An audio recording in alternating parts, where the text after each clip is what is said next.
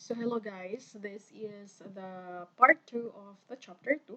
This is 2.2, which talks about the charge, current, the voltage, and power. This is the second part of our chapter 2 lectures. Alright, so remember I told you that I divided them into segments so that mas madali niyo siyang aralin. Okay, let's proceed. So we have here the charge. I know naman na you're all familiar with charge, right? So you've talked about this during your senior high school sa physics nyo about the charge. And you know din naman the charge have two types, tama ba? Na meron tayong positive and negative charge. That positive is called proton and that negative is called electron. Okay? Check na to. Next, alam nyo din for sure, I guess, that one electron, kasi charge siya, either positive or negative, and that electron is a negative charge, so meron tayo ditong negative charge siya. Ilan yung charge niya? It is 1.602 times 10 to the negative 19. Please remember this one. And ang one proton, di ba proton is positive charge? Oh, you have here. It's also positive 1.602 times 10 to the negative 19. Right? Now, if you notice the proton and the electron, they both have the same charge. Pareho silang 1.602 times 10 to the negative 19. Okay? Well, aside from this, I know familiar din kayo sa neutron wherein wala siyang charge. Ibig sabihin, wala siyang ganito. Okay? Kasi neutral siya. Alright, so one of the most fundamental concepts in electric circuit analysis is that of charge conservation. Familiar ba kayo sa conservation, charge conservation? That neither, that, di ba, conservation of energy, I think, that energy can never be created nor destroyed. That siya transfer lang siya from one form to another. Di ba may ganun? Meron din tayong charge conservation. That charge, you don't really create or break or destroy a charge. It just transfer from one place to another. And when a charge transfers or flows from one place to another, you call that a current. Tama ba? Okay, let's proceed. So yung charge, meron siyang unit na coulomb. Okay, or letter C. Letter C is for coulomb. Charge in motion. Kapag kayong charge is in motion, ibig sabihin nagto-travel yung charge, it goes from one place to another. Ang tawag natin yung current. Okay. Imagine, eto. Imagine this is a wire, copper wire. Etong mga pink dots, imagine this is charge. Alright? Huwag mo munang isipin kung positive or negative. Basta charge to. Kapag ka may mga charge na nagto-travel sa wire, tawag natin dyan, current. May current. Ibig sabihin kung may kuryente, merong charge na nag-flow. There is a flow. A flow of what? Charge. Okay? At pag sinabi mong flow, merong direction, di ba? Saan papunta? Papunta ba dito? Papunta doon? Ayan. So, depende siya. So, yung current mo, hindi lang siya number, but it also has something to do with direction. Right? So, meron din tayo tinatawag na ampere. Ang current is measured in terms of ampere. Can you still remember dun sa ating previous topic that the SI base units of current is ampere? Ayun. So, ito siya. Ito yung unit niya. Ampere yung unit niya, but ano ba yung ibig sabihin ng current? Or yung unit ng ampere? It means the total charge that passes through. Pag meron kang ampere, you're talking about ilan bang charge na dumaan. Dumaan saan? There has to be a reference. Like for example, in this wire, dito sa cross-section na ito, ilang charge ba? For example, i-determine natin yung current dito. In terms of ampere, ibig sabihin we're talking about ilang charge ba? Ilang pink dots ang dumaan dito during an interval of 1 second. Okay?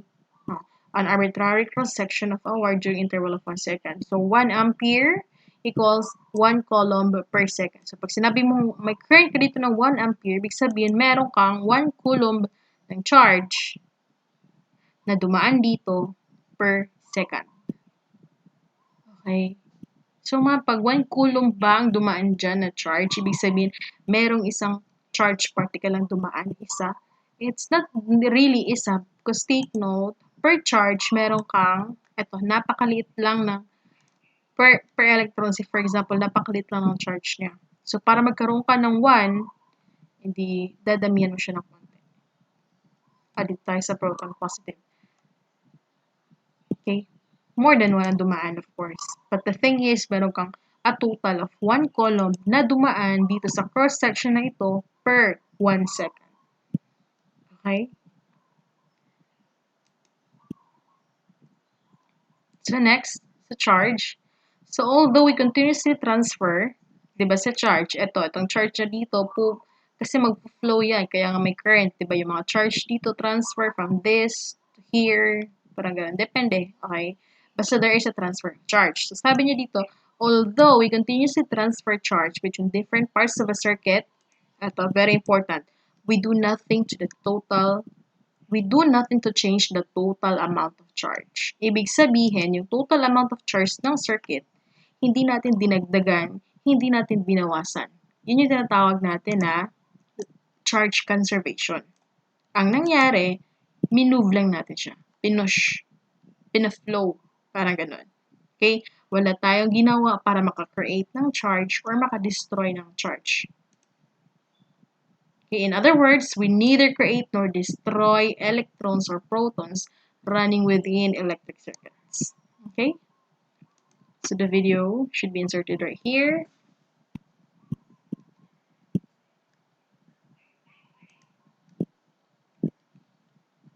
So a quantity of charge that does not change with time typically is represented by Q. Okay, meron tayong representation. Yung charge natin, pwede natin i-represent as Q. Pwede din siyang ganito, QT. QT? Pwede din siyang QT. Q in terms of time. Ano bang pinagkaiba nitong dalawa? Or simply Q. Basta maliit na letter Q, parang QT na rin siya.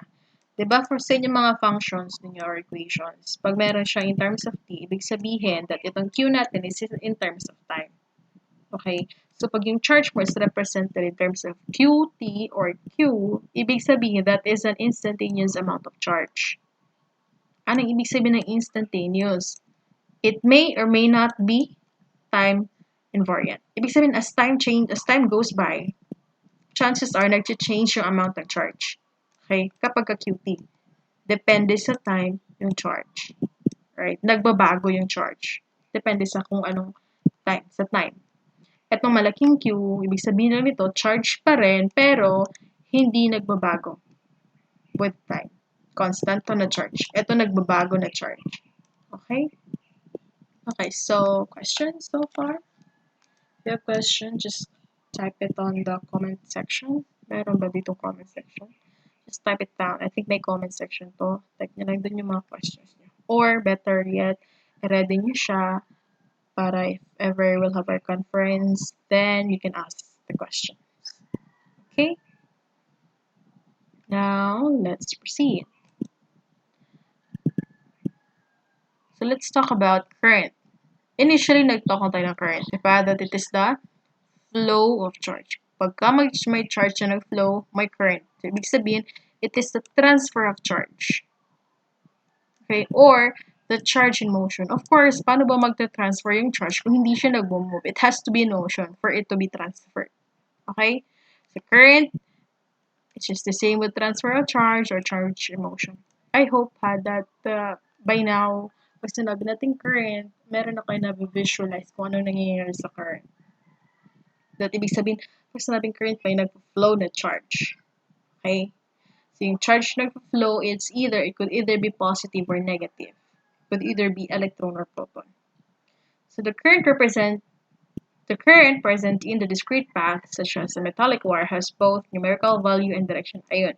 So, pag sinabi natin current, kasi di ba motion, kailangan may numeric value. Kasi ilan ba yung charge na dumaan? Diba? Dumaan. Di ba pag sinabing dumaan, pag sinabing dumaan, tinatanong mo, saan papunta? Okay? Kaya mayroong direction. Yung current is not complete, hindi mo siya ma-measure completely without stating the direction. Kailangan meron siyang numerical value and direction. Kasi ilan yung dumaan, saan papunta. Okay. Na meron tayong graph dito, if you notice. Ano ba to? Let's take a look. On our x-axis, meron tayong t, time, which is in terms of seconds. Ito yung time, as time goes by. On our y-axis, meron tayong qt. Ano itong ibig sabihin ng Q? Di ba ito ay charge? Ano ba yung unit ng charge? Coulomb. Ito yung C. Ano ba ibig sabihin nitong T? Instantaneous. Ibig sabihin, yung charge natin is nag-change. Depende sa time. Tingnan natin yung graph kung talaga bang instantaneous. At time is equal to 0. Most probably, meron tayong charge na 0. Correct? At time is equal to, let's say, 2 seconds. Ilan na ba yung charge? Meron na tayong negative, let's say, 1.8 charge. Hindi umabot. Diba? Nag-change ba? Yes, at time is equal to 1, yung charge natin is more than negative 1 coulomb. Correct? So there is a change in charge. So tawag ba natin doon instantaneous? Yes, because as time goes by, the amount of charge that passed through siguro a given section changes. Okay? So a graph of instantaneous value of the total charge has passed a given reference since time. So, ayun yung current natin. I hope we understand that. So, by definition, or the symbol of current natin is pwede siyang capital letter I or small letter I. That means current. Okay? So, ang current doon natin is eto, dq dt. Familiar naman kayo ano ibig sabihin ng d, di ba? D is for derivative. Ibig sabihin that is the rate of change. So, yung I natin is ang change ng Q with respect to time. Tama ba? Yung change ng Q with respect to time. Ayan yung I. Ilan yung charge na dumaan after this time. So, we create a graphical symbol for the current by placing an arrow text to the conductor. Eto. So, I don't receive itong line. This just means current. Diba? Kasi yung current natin may magnitude, may direction. Ito yung magnitude. Ibig sabihin, meron tayong 3 ampere. Ano itong ampere? Coulomb per second. Ibig sabihin, sa wire na to, as this certain cross-section, meron kang 3 coulomb per second na dumaan. Saan papunta? Papunta doon. Okay. 3 coulomb ng charge na dumaan per second. Papunta doon. Okay. Please take note of this. Kapag ganito yung notation, current pa, diba? Pag binaliktad mo siya, pwede rin siyang ganito. Pag binaliktad mo yung direction, pwede mo siyang sabihin papunta doon, pero yung magnitude na dito, andun na sa negative. Same is true, pag binaliktad mo siya, pag eto, ginawa mong pataas, balik mo sa kabila, you have to change the sign of this value here, of the 3. Okay? So, ibig sabihin, for example, this is negative 2, papunta doon. Kapag kayong arrow binaliktad mo pababa, that becomes positive 2. It could be the same, or it refers to exact same current. Okay. So we have other figure here. So we have figures A, B, C, and D. Ito lang naman, still, ano ba to? Tingnan natin, ito ay T. Both their x-axis is in terms of time, at saka yung y-axis natin ay I, current. So, yun mong na-notice nyo sa current dito. As time goes by, what happens to the value of current? Nag-change ba? Hindi. Instantaneous ba to? Hindi. So, kung i-represent nyo dito yung number of charge, that's capital letter Q. Tama ba? So, eto, ang tawag natin dito sa hindi nag-change yung current, tawag natin siya direct current. Bakit direct? Kasi pinotice sa graph niya, direct. Direct line. Walang changes. Direct. Okay? Dito, it changes. May pattern siya, no? Familiar ba kayo sa graph na to? This is sinusoidal. Okay? Kaya ang tawag natin sa current na to, na pabago-bago ang kanyang current, that's sinusoidal current. Eto, ang tawag natin dito, pababa.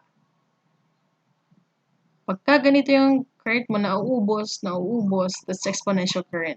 Diba exponential, it's either, this is negative exponential, kasi pag positive, aakit yun. Negative exponential. Eto, pagka sinusoidal pa rin ba to? Yung sinusoidal, steady yung high points at saka low points, the same. This one, although sinusoidal siya, but the high points, the low points, bumababa. Kapag ganyan, bumababa, ang tawag natin is damped sinusoidal current. Okay, sinusoidal pa rin siya, pero damped. As time goes by, lumiliit na yung kanyang binounce back. Palit na palit hanggang sa mawala. Ayun. Okay. So next to that, still, we are on current. So, meron tayong figure. So, eto. Take a look at the figure. Take a look at the figure A. Let's say, for example, this is our wire. Say for example lang. Can we tell na current tong, di ba I is for current, P is for time, for instantaneous current. Tama ba yung notation? May kulang ba? Kulang. Kasi, yung I, kailangan may direction, di ba? Meron kang amount, ilang coulomb ang dumaan per second. Saan papunta? Ito wala. So, mali ito. Ito, dumaan siya papunta dito. Ilan yung dumaan? Ilang coulomb per second yung dumaan? Hindi rin naka-indicate. Ibig sabihin, this is improper. Itong dalawang to is improper. Mali. Mali. Ito, this is the correct definition of current. Bakit? Meron kang magnitude, ilang coulomb per second yung dumaan, saan papunta. Okay? Now, if I'm gonna change, pag ang arrow, papalitan ko ng papunta sa kabila, anong mangyayari? The I here should be negative. Okay? Pag binaliktad mo yung arrow, baliktarin yung sign sa taas. Not really negative, but baliktarin. I-reverse mo din yung sign ng kanyang magnitude. Right? So, that is how we label our current. So, I hope so far meron na kayong or comfortable na kayo to talk about current. Okay? So, we have here our practice. In the wire, so say for example, ito yung wire. Electrons are moving to the left. Moving left to right to create a current 1 ampere. So, meron dong electrons. Merong papunta dito. Merong papunta doon. Okay. Ang total doon ng current ng papunta dito, papunta doon. Hindi, sorry.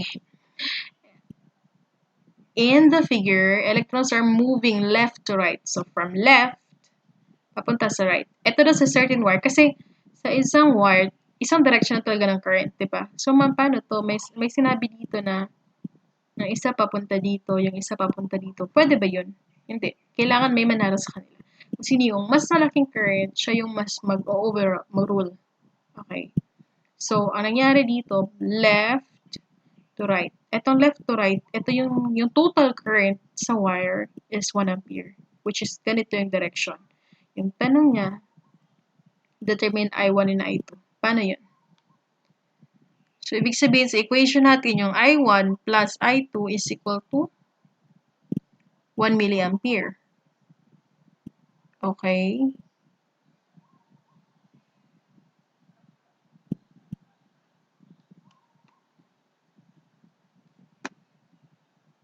Insert video here.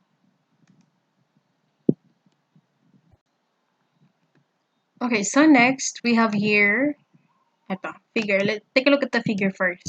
So, itong figure nito, this is a general two-terminal circuit element. Okay, kasi we have not yet talked about circuit elements specifically, di ba? Assume na lang natin na itong figure na to, itong parang, ano ba to? Bean. Shapeless, ano ba to? Bean na drawing dito. I-assume natin, yan ay circuit element. Okay, pag sabing circuit element, it could either be resistor, capacitor, transistors, which we'll learn later on. So, assume na natin, basta ito circuit element na meron siyang dalawang terminal. Terminal A and B. Okay?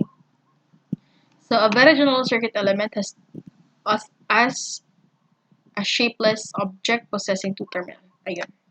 Let's assume this is a circuit element na meron siyang connection dito sa dalawa. So, let's assume na meron DC current, may current, yung DC current. Ano nga yung current? May flow of electron. Pag sabong DC, direct current, ibig sabihin hindi nagbabago yung flow, yung amount ng electron that passes per second. Tama ba? Meron daw pumasok dito sa terminal A. Pumasok siya dito through the general element, tapos lumabas siya sa P. Kasi nga, kung ano yung pumasok, ilan yung pumasok, yun lang din yung lalabas. Okay? So, So, may pumasok dito na current, DC current, lumabas dito. And i-assume din daw natin that pushing charge through the element requires expenditure of energy. Tapos, di ba may pumasok dito na charge? So, ibig sabihin yung charge, na-push natin siya through the element kasi pumasok siya eh. So, malamang there is an energy that caused the charge na pumasok dito at lumabas dito. Tama ba? May energy. Hindi siya papasok lang or hindi mag-move yung charge without energy. So, merong energy, merong na-expend the energy in pushing the charge from point A through the element palabas sa point B. So, we then say that merong electrical voltage or potential na meron in between sa terminal na ito. Or, ibig sabihin, kapag gano'n, pag nag-move yung current, may current dito, may nag-push sa mga charge, ibig sabihin, merong voltage across the charge. Ganun yun. Or merong, pag sabi mong voltage, merong electrical difference across the charge.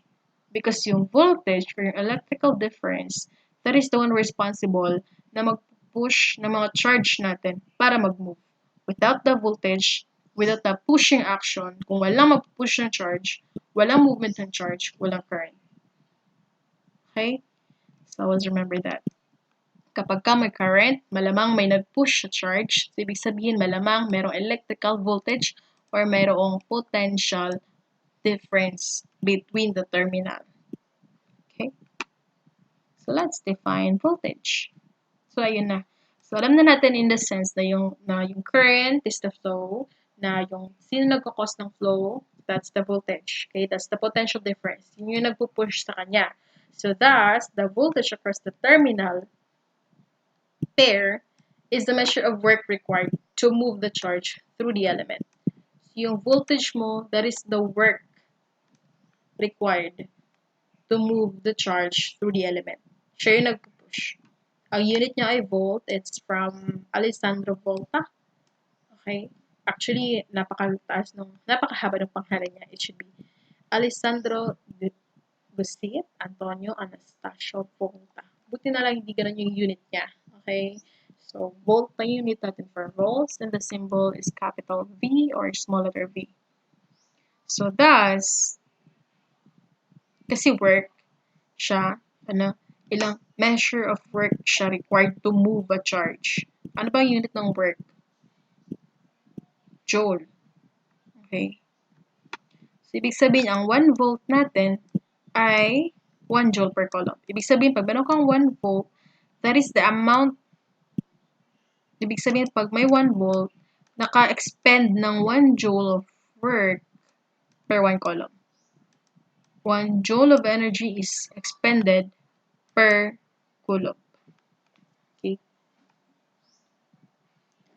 So, a voltage can exist between a pair of electrical terminals, whether a current is flowing or not. So, ito. Pagka walang voltage, di ba walang magpupush yung charge? So, ibig sabihin walang current. Diba? Pero, hindi ibig sabihin na walang current, walang voltage. Say, for example, sa battery. Okay? That is measured in terms of volts. Tama ba? May voltahe yan sa loob. May potential difference. Yan. Pero mang current yan. Kapag kanilagay mo lang sa table, walang any connection. Di ba walang current ton?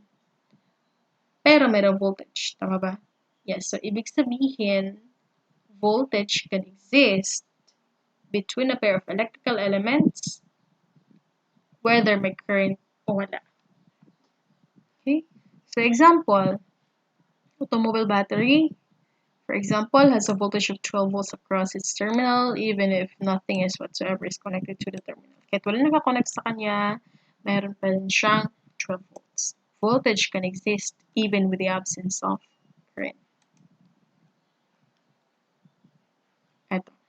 So, meron tayong energy supplied to the element versus energy supplied by the element. Ano ibig sabihin dito sa first? Yung energy, sinupply sa element. Ay, kinonsume ni element. Meron din namang energy. Of course, kasi may kinonsume siya, merong nag-supply sa kanya. There are some element na nagso-supply ng energy. Yung iba, nagko-consume ng energy. So, please, ano to? Pakiread. If a positive current is entering terminal A, kung may positive current na pumasok sa terminal A, imagine this one. Ito. Imagine nyo to ha. Sabi niya, kapag may positive current na pumasok sa A, and an external source must expend energy to establish the current, diba? Kailangan may source or may potential difference para mag-push dun sa charge. Oh, ito na yun. Then, terminal A is positive with respect to terminal B. So, kapag doon pumasok yung current sa A, tapos merong outside or external source that cause the energy or the current para pumasok na sa A, ibig sabihin, A is positive with respect to terminal B. Alternatively, we must say that B is negative with respect to terminal A. Ito. So, kasi pag sinabi natin voltage, meron siyang sign. Okay? Dapat merong positive, negative. Kasi two-terminal din yan eh. Meron siyang positive and negative. How do we know na positive to dito, na negative tong terminal na to? Ano yun? Sabi niya, kapag may external source dito that cause current to flow from A through the element palabas ng B, dito siya pumasok, tapos may external source dito na nag-cause ng push ng charge. So, ibig sabihin, this one is positive with respect to this. So, this one is negative. And on the other hand, this is negative with respect to A. So, parang ganito siya. So, ang voltage is not complete without the label positive and negative on the terminal. Okay, you cannot just say 5 volts. Pag sabi mo 5 volts, asan ba yung positive at negative ng mga terminals? Magka-partner yan sila. Okay. So, dito, on this figure, pwede nating sabihin that terminal B is 5 volts with respect to terminal A. Kasi negative, negative. Kasi pag papunta doon, pwede mo siyang isipin as negative kasi to, then negative sa positive. So, meron kang positive 5 volts sa terminal B with respect to A. Kung dito mo siya titingnan, terminal A is negative 5 volts with respect to B.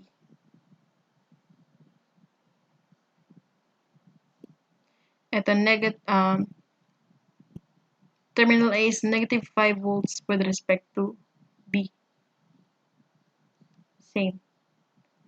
Terminal B is positive 5 volts with respect to A.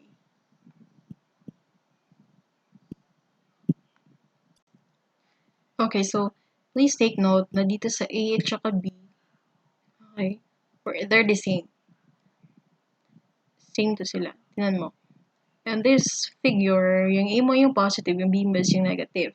Pagka binaliktad mo yung sign, just like with B, yung A ang naging negative, yung B ang naging positive, pwede mo gawin yun as long as i-reverse mo din yung sign ng yung magnitude ng voltage. So, instead of negative 5, you write positive 5. Okay? Parang dito. So, andito yung positive, andito yung negative. Pag ni-reverse mo yung sign ng terminal, ginawa mo tong negative, ginawa mo tong positive, okay lang naman ano, kasi convention lang naman yan. Pwede mong gawin yon for as long as yung sign ng magnitude mo, which is 5 volts, is ni-reverse mo rin. So, from 5 volts, naging negative 5 volts. So, parang ganun. So, that is how we deal with our voltage and the signs of its terminal. Okay. Now, again, for example, bakit ito naka-X? Naka-X. Kasi, nilabel niyo yung voltage. Ano bang kulang dito sa first figure? Inadequate definition na ito ng voltage. Kasi, pag may voltage ka, pag measure mo yung voltage, dapat in-indicate mo saan yung positive and negative terminal. Okay? Dito naman sa kabila, meron siyang positive and negative terminal, wala naman yung measure ng voltage. So, mali pa rin. Ito, correct. Kasi andyan yung magnitude ng voltage tsaka yung positive and negative signs ng mga terminals. Okay, a correct definition includes both the symbol for the variable plus the plus minus pair symbol. Kailangan may positive negative talaga pag nag-measure ka ng voltage. Okay? By definition, any voltage must include a plus minus sign pair. Without this plus minus sign, you cannot identify the voltage. Hindi po pwede yun. So, ibig sabihin, pag sa actual, na-try nyo na bang gumamit ng tester? Tinester nyo yung inyong battery? Hindi mo siya pwedeng i-tester kung hindi mo alam kung saan yung positive tsaka negative. Okay? Parang ganito na lang. Kapag meron kang battery sa bahay,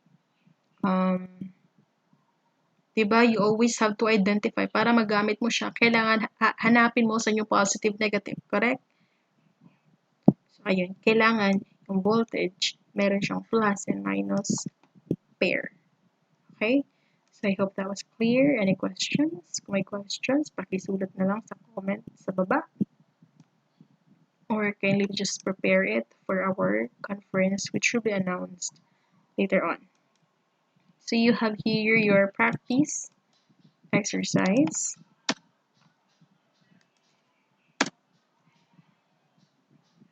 So for the element in the figure 2.11, yung V1, ayun, meron na tayong V1. V1 is 17 volts. Determine daw natin si V2. Okay. So if V1 is 17, paano nga yun? Kung ito ay positive, negative, ano nangyari dito sa kabila? Finlip, ginawa itong negative, ito ginawang positive. Ano nga yun? Pagka binaliktad mo yung sign ng terminal, anong gagawin mo sa magnitude?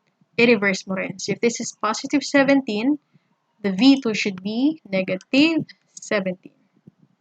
Great. Okay? So you can pause the video if you like to take a break and go over it. Pwede mo siyang balikan. But if okay ka na, then let's proceed. Now we are now on power. So sa power, yung symbol natin is P or small letter P. Ang unit ng power is watt. And how do we solve power? Meron tayong formula that power is equal to volt times ampere. Okay? I'm sorry, volt times current. Voltage times current. So, ibig sabihin kapag merong voltage, tapos merong current, kasi pwede namang may voltage na walang current, diba? Kapag merong current, tapos merong voltage, ibig sabihin may power. Okay? So, ano ba yung power? Ang 1 watt ng power is equal to 1 joule of energy. Ibig sabihin, kapag may 1 watt ng power, 1 joule doon ng energy is expended in transferring coulomb of charge, 1 coulomb of charge through a device in 1 second. Ano ibig sabihin ng power? Kasi power kasi is the rate ng pag-consume mo ng energy. Kapag meron kang 1 watt, ibig sabihin, nakakonsume ka ng 1 joule of energy sa pag-transfer ng 1 coulomb of charge in 1 second. Okay? So, kumbaga, sa symbol pa, 1 watt is equal to 1 joule per coulomb per second.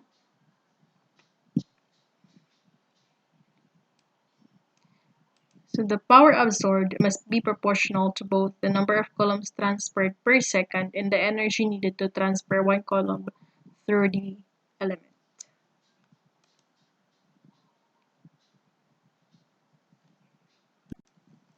Okay, so let us differentiate the voltage versus the power. So, again, tandaan natin, di ba, yung voltage, ano nga yun? Joule per coulomb, di ba?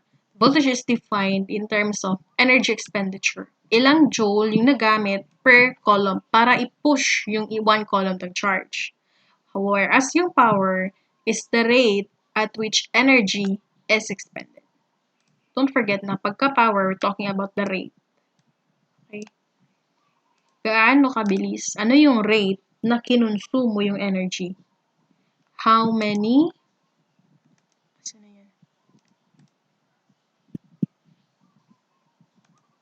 How many joule of energy is expended in transferring 1 coulomb per second? Okay? Kasi rate. Kasi di ba pag rate, meron talaga siyang time. So, per second siya always. power is the rate at which energy is expended per second. Ilang joule of energy yung na-consume in pushing, say for example, 1 coulomb of charge per second. Yun yung power mo. Okay? So, meron tayong negative absorbed power. Kapag meron kang absorbed power, tapos negative siya, ibig sabihin nun, how do you absorb negative power? Ibig sabihin nun, that is a supplied power. You don't really, the element doesn't really absorb, but it supplies. Okay? So, please take note ng ibig sabihin nitong negative absorbed power is equal lang siya sa positive supplied power. Kapag negative yung inabsorb na power, ibig sabihin hindi talaga siya nag-absorb ng power, but nagsusupply siya ng power. Okay?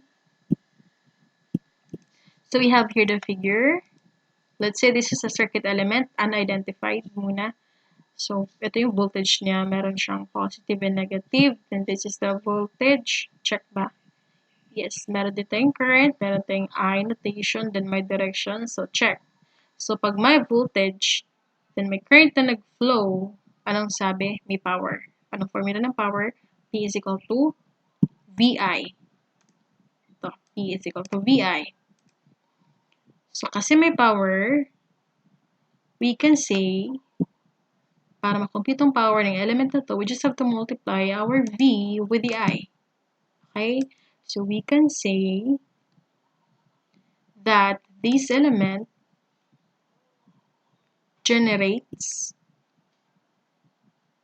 or supplies a power of negative VI. Eto, can you take note of this? Nag-generate daw ito. But based on the figure, kasi may voltage dito, din pumasok sa kanya, nag-generate ba siya ng power? Eh, di ba hindi? Kasi hindi siya nag-generate, nag-consume siya. Tama ba? Pero ba't niya sinabi itong generates or supplies a power of negative VI? Tama ba itong statement na to? Tama siya. Kasi ano nga ibig sabihin? Negative power absorbed. Itong negative kasi siya.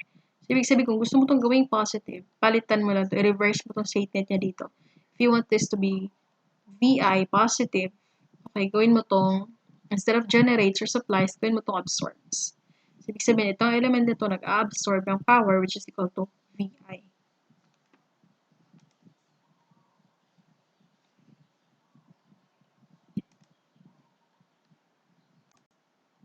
So, meron tayong general rule.